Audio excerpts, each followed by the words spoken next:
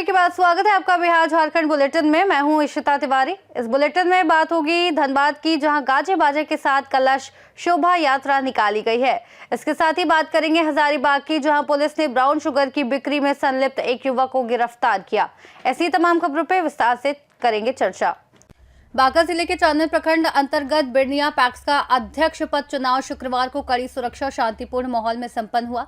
मतदान सुबह 7 बजे से शुरू होकर शाम 4:30 बजे तक चला, जिसमें कुल मतदाताओं ने उत्साहपूर्वक भाग लिया। देर शाम चांदन प्रखंड सभागार में हुई मतगणना के बाद ग्राम बांक निवासी संगीता देवी ने 709 मत प्राप्त कर अपने निकटतम प्रतिद्वंदी विनोद कुमार मंडल को 514 मतों से पराजित कर जीत दर्ज की, जबकि जयप्रकाश राय को 71 मत मिले और 38 मत रद्द हुए। प्रखंड निर्वाचन पदाधिकारी सह बीडीओ आजेश कुमार ने संगीता देवी को प्रमाण पत्र सौंपते हुए उन्हें अध्यक्ष पद के लिए निर्वाचित घोषित किया। प्रसन्न जीत हुआ। क्या जनता को मैसेज देना चाहते हैं आप? जनता को ये मैसेज देना चाहते हैं कि ये मेरा जीत नहीं है, सब जनता का जीत है। और कुछ संदेश देना चाहते हैं? और काम करेंगे ज़्यादा। हाँ। जितना जो जीत हमको आज मिला है जी, उससे ज़्यादा और काम करेंगे। क्या नाम है आपका? काम करेंगे, जैसे जो भी सुविधा होगा किसान का। आपका शुभ नाम क्या है? शुभ नाम संगीता देवी। चलिए जो भी सुविधा आज बिरनिया पैक्स के लिए अध्यक्ष पद के लिए चुनाव संपन्न हुआ। उसके बाद चुनाव संपन्न होने के उपरांत मतगणना कराई गई। मतगणना के उपरांत जो है वो जयप्रकाश राय को 71 वोट प्राप्त हुए, विनोद कुमार को 195 वोट प्राप्त हुए और संगीता देवी को 709 वोट प्राप्त हुए। इस प्रकार जो है सर्वाधिक मत प्राप्त करने वाली संगीता देवी बिरनिया पैक्स अध्यक्ष के लिए निर्वाचित घोषित की गई।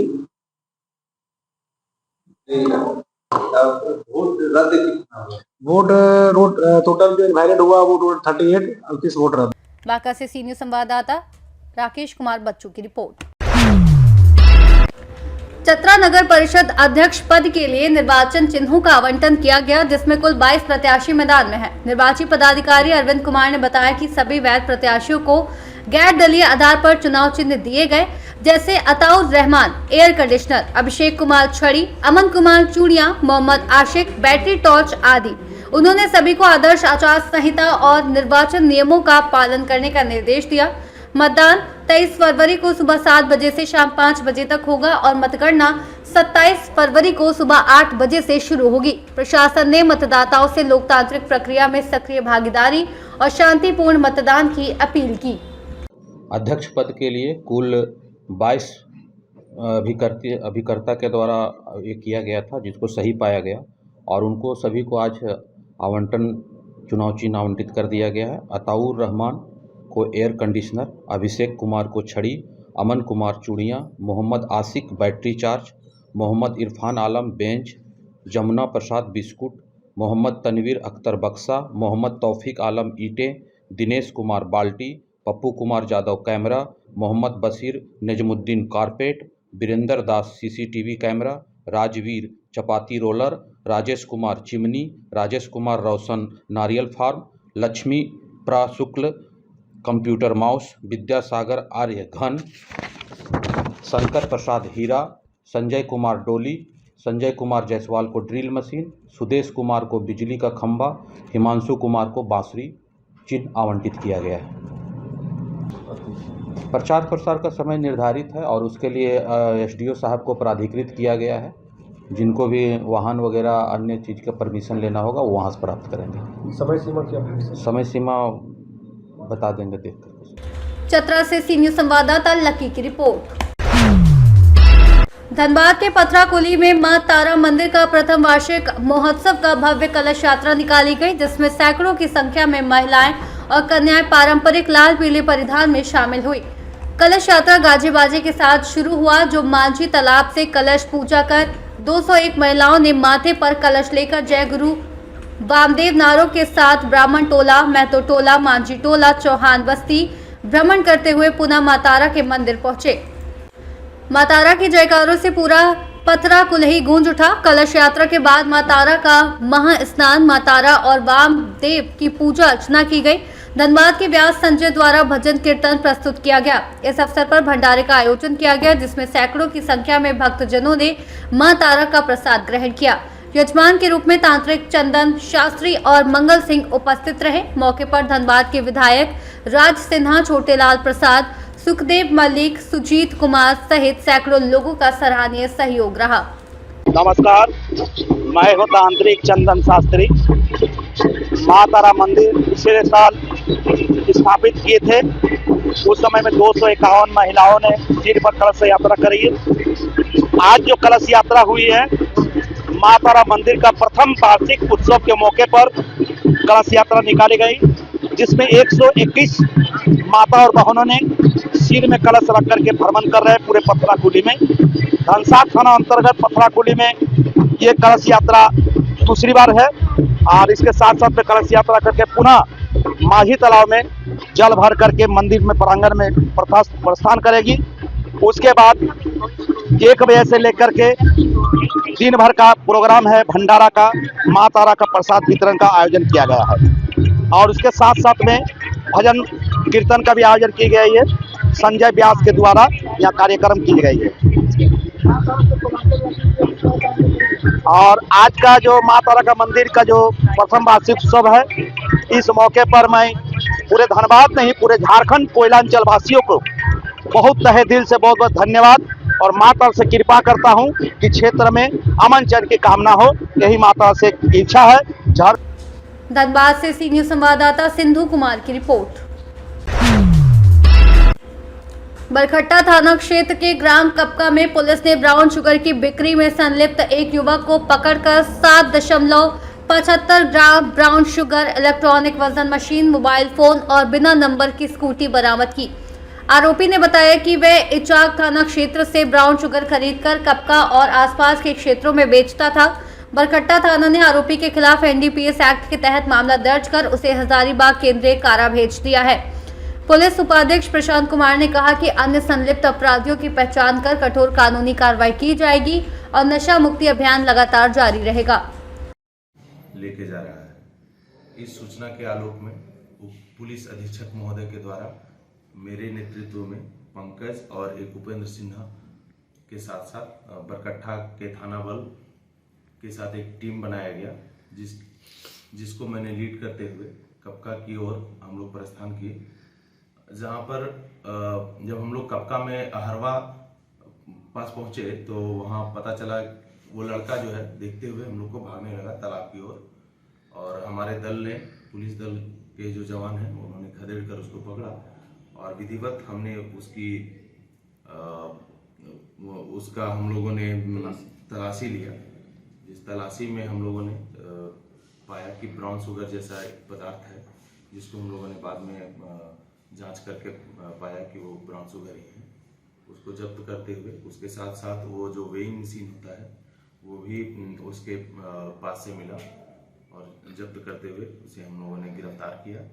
आज हम लोग रिलीवेंट सेक्शन में कल हम लोगों ने FIR किया था, आज माननीय न्यायालय को हम लोग उसको प्रेषित कर। कितना मात्रा में सर पकड़ा गया है ब्राउन शुगर?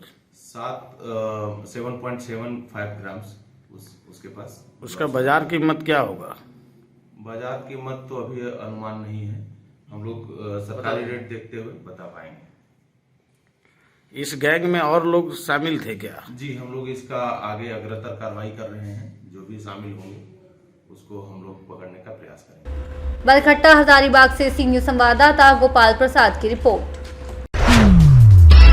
बालूमाथ प्रखंड के मासियातू गांव में शुक्रवार देर शाम मदरसा अशरफुल उलूम परिसर में मुस्लिम समाज द्वारा जलसा ए दस्तारबंदी एवं तालीमी बिरादरी कॉन्फ्रेंस का आयोजन किया गया, जहां गंगा जमुनी तहजीब और आपसी भाईचारे की अनूठी मिसाल देखने को मिली। कार्यक्रम के दौरान नातिया कलाम के समय मंच पर मौजूद हिंदू समाज के लोगों ने मौलाना को सम्मानित कर सद्भाव का संदेश दिया, जिसमें माहौल भावनात्मक हो गया। जलसे की शुरुआत बिहार और यूपी से आए मौलानाओं की तिलावत से हुई, जबकि प्रसिद्ध नात ख्वाजा दिल खैराबादी ने अपनी नात से पंडाल को रूहानी रंग में रंग दिया।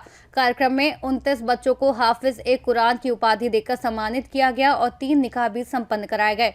अतिथियों ने अपने संबोधन में प्रेम, इंसानियत और आपसी सौहार्द का संदेश देते हुए कहा कि मंदिर या मस्जिद को नुकसान पहुंचे तो हर इंसान को दर्द होना चाहिए।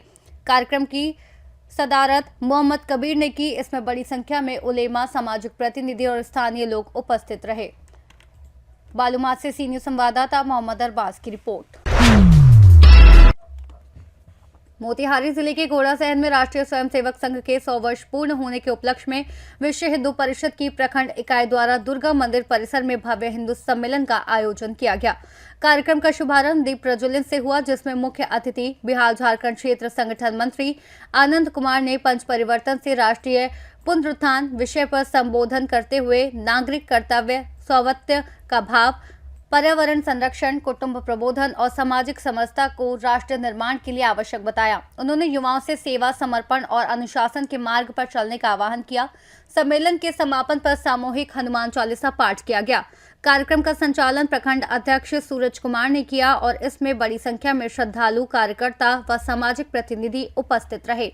कार्यक्रम के बारे में जो आज हिंदू सम्मेलन हुआ, राष्ट्रीय स्वयंसेवक संघ का शताब्दी वर्ष चल रहा है। संघ स्थापना के 100 वर्ष पूरे हो गए। उस उपलक्ष्य में यह लगभग पूरे देश भर के अंदर इस प्रकार के हिंदू सम्मेलन हर एक प्रखंड के 3-4 स्थानों पर छोटे छोटे जगहों पर संपन्न होना इस वर्ष में, और ऐसी कल्पना की गई कि लगभग 1 लाख ऐसे हिंदू सम्मेलन पूरे देश भर के अंदर होंगे। इसमें मुख्य रूप से हम लोगों ने जिन बातों के लिए फोकस किया है उसमें पंच परिवर्तन, जिसमें नागरिक कर्तव्य है। देश के लोगों को ये बताना है कि नागरिक कर्तव्य क्या होता है, इसके लिए लोगों तक पहुंचानी बात को।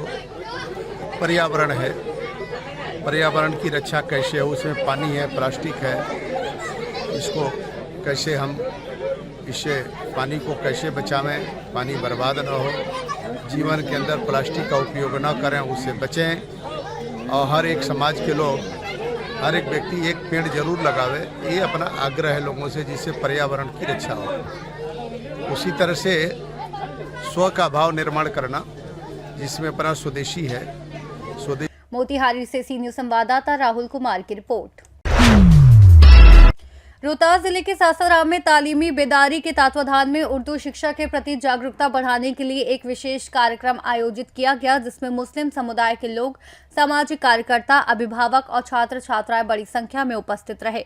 कार्यक्रम का मुख्य उद्देश्य उन लोगों तक उर्दू शिक्षा का महत्व पहुंचाना था जो किसी कारणवश इससे वंचित रह गए हैं या इससे दूरी बना रहे हैं। तालीमी बेदारी के प्रमुख परवेज आलम ने कहा कि उर्दू केवल एक भाषा नहीं बल्कि समृद्ध सांस्कृतिक और साहित्यिक विरासत है और नई पीढ़ी का इससे दूर होना समाज के लिए चिंताजनक है। उन्होंने बताया कि संस्था लगातार ऐसे कार्यक्रम आयोजित कर रही है ताकि छात्र छात्राओं और अभिभावकों को उर्दू शिक्षा के प्रति प्रेरित किया जा सके। वक्ताओं ने उर्दू शिक्षा से जुड़ी संभावनाओं, रोजगार के अवसरों और इसके सामाजिक महत्व पर प्रकाश डाला और अंत में लोगों से अपील की कि वे अपने बच्चों को उर्दू शिक्षा से जोड़ें और इस भाषा के संरक्षण में सक्रिय भूमिका निभाएं।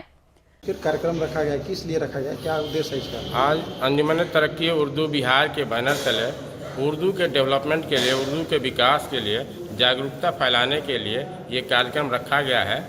यहाँ सासाराम के स्काई पैलेस। इसका मुख्य उद्देश्य क्या है? इसका मुख्य उद्देश्य है सिर्फ और सिर्फ कि उर्दू का हम लोग विकास कैसे करेंगे, उर्दू के पढ़ने लिखने के प्रति हम रुझान कैसे पैदा करेंगे, या उर्दू के लिए और क्या क्या करें कि उर्दू पहले जो लोग पढ़ रहे थे सारी समाज की भाषा थी, आज सिर्फ कुछ मुट्ठी भर लोगों की भाषा हो गई है, उसको बढ़ा करके इसका विस्तार हम लोग कैसे करेंगे, इसी के बारे में आज का प्रोग्राम रखा गया है। हर साल करते हैं क्या फिर? जी हर साल करते हैं? जी हर साल और हमेशा करते रहते हैं। हमारे जो नए आए हैं अब्दुल कयूम अंसारी साहब मेहमान खुसूसी हैं आज के, वो हमेशा हर ज़िले में घूम करके उर्दू के विकास के लिए छोटी मोटी मीटिंगें करते रहते हैं, कई बड़ी मीटिंगें भी करते हैं और बताते हैं कि उर्दू यहीं की भाषा है और यहीं के लोग 12वीं सदी से अब तक बोलते आ रहे हैं। अब उसके प्रति रुझान लोगों का कम हो गया है, लेकिन इनके आने से उर्दू ट्रांसलेटर, उर्दू टीचर की बहालियां होने लगी है तो कुछ रुझान बढ़ने लगा है। इसलिए अब कुछ आगे भी विस्तार होने का या इसका प्रोग्रेस होने की पूरी संभावना है।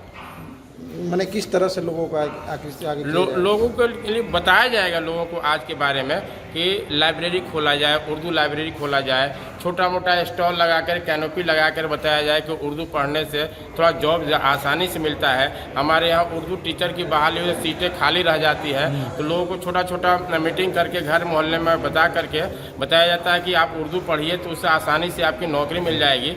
हमारे यहाँ कम से कम 20,000 से ऊपर बहालियाँ हो गई इनके आने के बाद से। सरकार से क्या अनुरोध करेंगे? सरकार से हम लोग यही मांग करते हैं कि जैसे सरकार ये कार्यक्रम चलाने के लिए हम लोगों को ऑथराइज की है हमारे मेहमान खुसूसी के द्वारा, ये बरकरार रहे और थोड़ा हर वार्ड में जो है तालीमी मरकज़ की बहाली हुई है। हर वार्ड में एक लाइब्रेरी अगर उर्दू का खुल जाए तो हमारा उर्दू का विकास बहुत अच्छा होगा। आपका परिचय? मेरा नाम परवेज़ अख्तर अली है, उर्दू अंजुमन तरक्की उर्दू बिहार के पटना प्रमंडल के हेड। क्या इसका मुख्य उद्देश्य रहा है?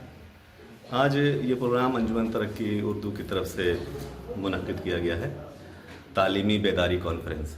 मुस्लिम बच्चे जो अक्सर मैट्रिक IAA BA करके तालीम हासिल करना बंद कर देते हैं, उन्हीं को जागरूक करने के लिए कि मैट्रिक पास करने के बाद IAA पास करने के बाद या ग्रेजुएशन के बाद आप जो है इंजीनियरिंग करनी है, पैरामेडिकल करनी है या इस तरह की जितने भी कोर्स है कर सकते हैं।